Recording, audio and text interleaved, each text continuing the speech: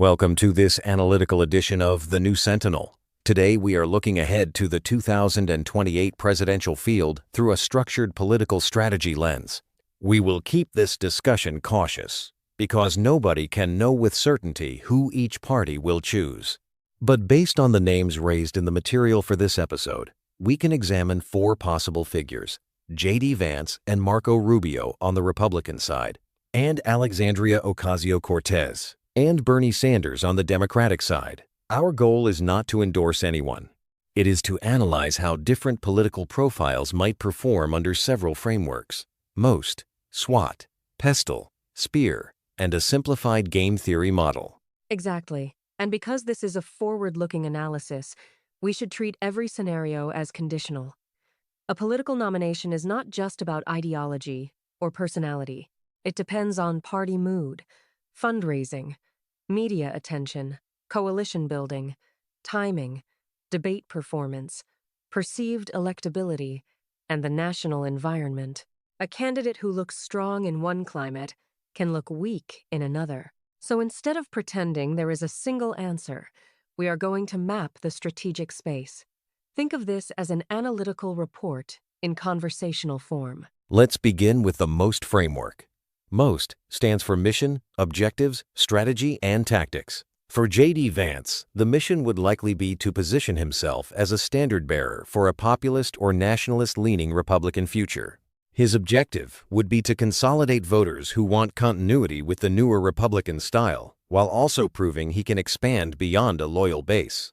His strategy would need to balance cultural messaging, economic concern, and credibility as a governing figure. His tactics would include strong debate performances, disciplined messaging, and the ability to appear both combative and reassuring. For Marco Rubio, the MOST framework looks different. His mission would likely be to present himself as a broadly acceptable Republican who can unite traditional conservatives, foreign policy hawks, business-oriented voters, and voters who want a more polished national profile. His objective would be to become the consensus alternative if the party wants experience, fluency, and a less disruptive style. His strategy would involve emphasizing competence, generational appeal, and a governing agenda that feels conservative but stable. His tactics would require avoiding being squeezed between more populist candidates and more establishment candidates. On the Democratic side, Alexandria Ocasio-Cortez would have a mission centered on energizing a progressive, younger, movement-driven coalition. Her objective would be to prove that high enthusiasm can translate into broad primary strength and then into general election viability. Her strategy would involve connecting economic inequality, climate concerns, social policy, and institutional reform into a single message of change.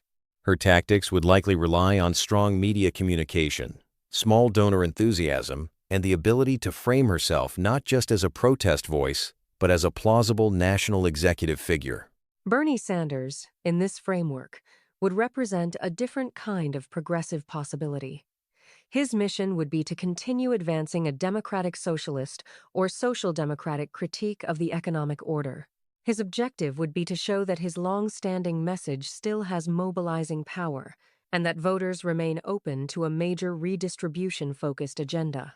His strategy would depend on authenticity, consistency, and a sense that the system has not solved the problems he has warned about.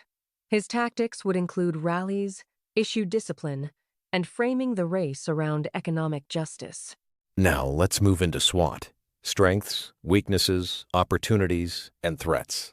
Starting with J.D. Vance, his strengths could include ideological alignment with a major current inside the Republican Party, a sharp communication style, and the ability to present himself as part of a newer conservative generation.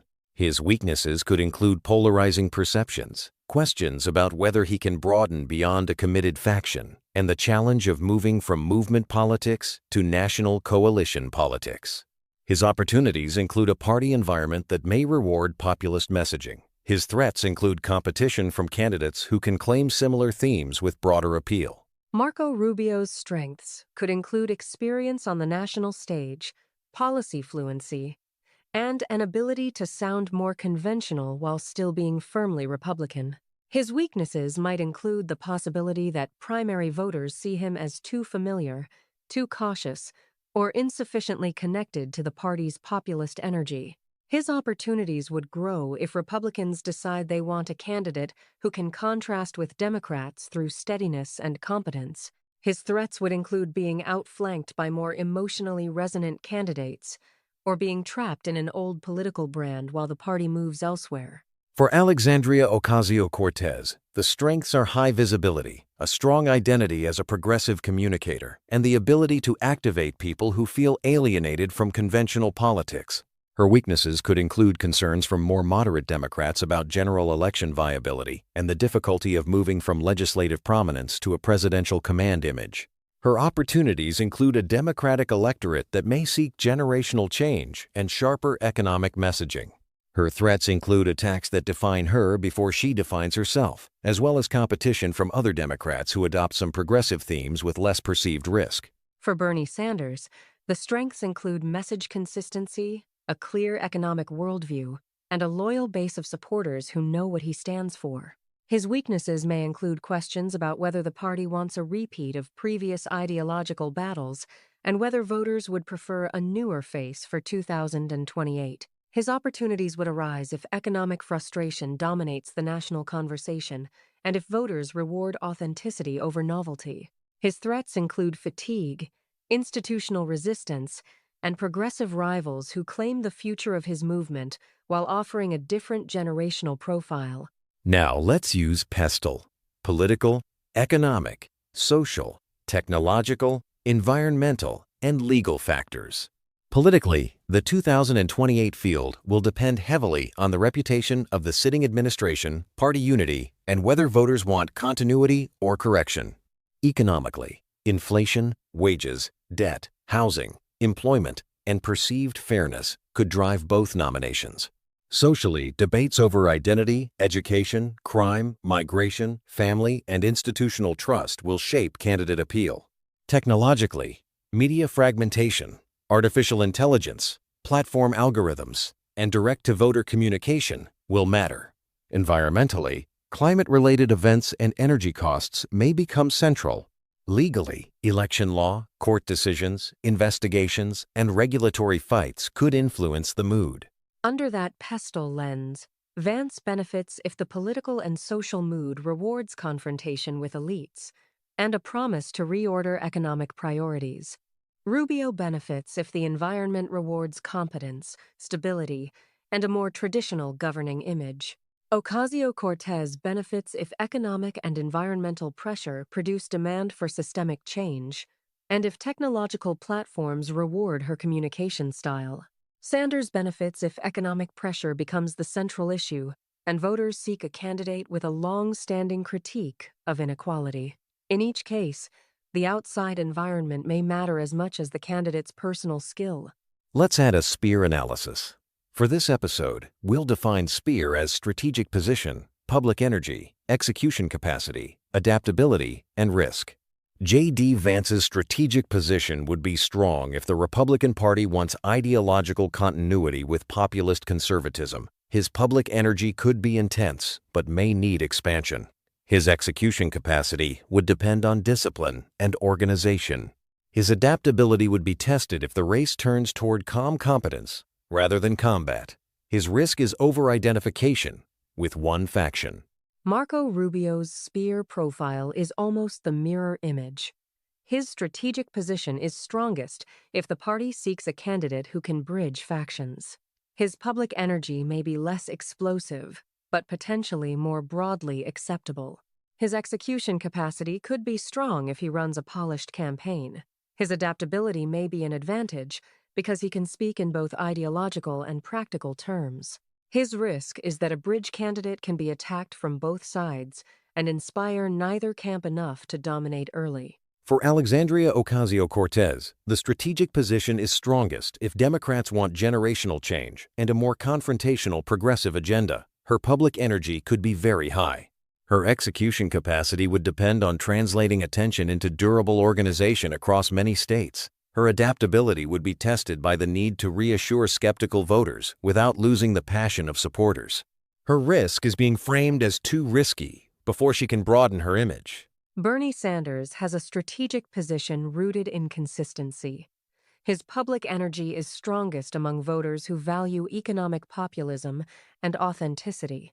His execution capacity would depend on whether the organization around him can still scale for another national contest. His adaptability may be limited by the fact that his appeal is based partly on not changing. His risk is that the Democratic electorate may respect him deeply while still choosing someone who seems to represent the next chapter. Now let's apply game theory, carefully and neutrally. A primary election is like a multiplayer coordination game.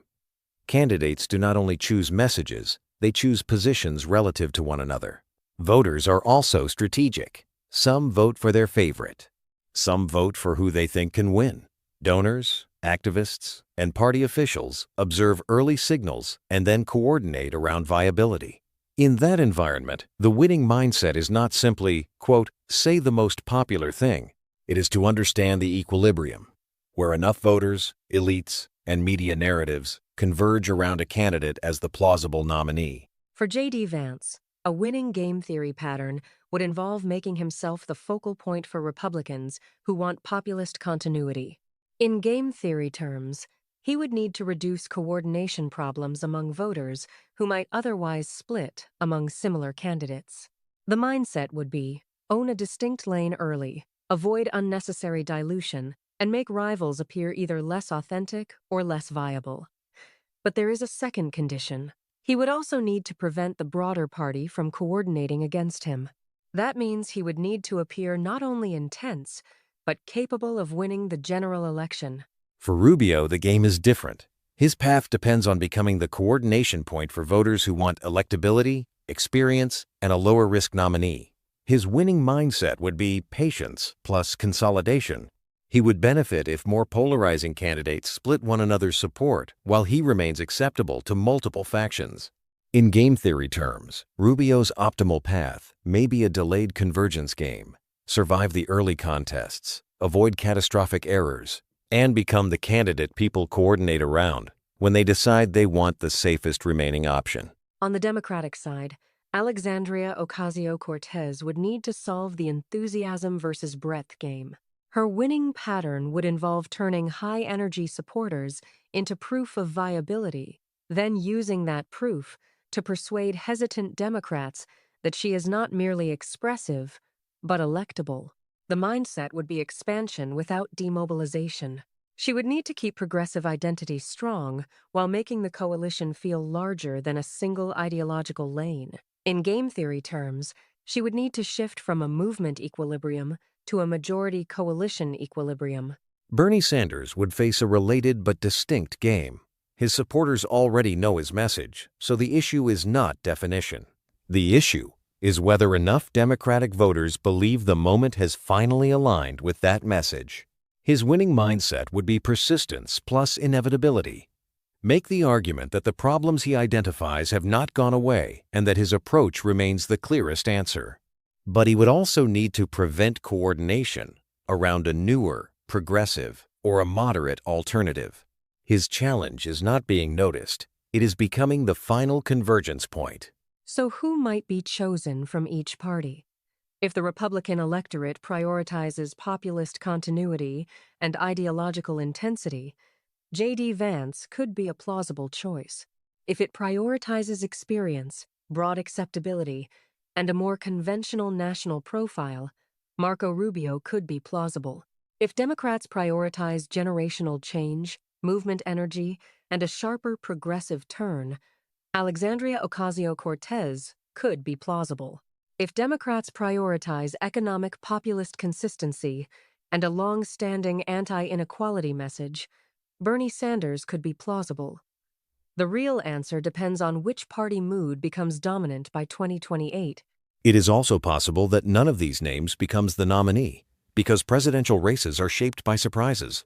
A candidate can rise quickly from a debate moment, a crisis, a media cycle, or a sudden opening in the field. A candidate can also decline because of poor timing, weak organization, or an unexpected,